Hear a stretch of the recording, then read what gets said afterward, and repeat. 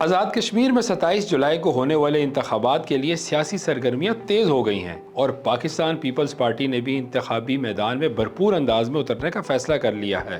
Peoples party رہنما کے مطابق پارٹی امیدواروں سے درخواستیں وصول ہو چکی ہیں، جس کے بعد پارلیمانی بورڈ انٹرویوز لے کر ٹکٹوں کا فیصلہ کرے گا۔ انہوں نے کہا کہ 2 سے 3 تاریخ تک امیدواروں کو ٹکٹ جاری کیے جائیں گے اور اس کے بعد باقاعدہ انتخابی مہم کا آغاز ہوگا، جس میں بلاول بھٹو یا آصفہ یا دیگر پارٹی رہنما بھی شرکت کریں گے۔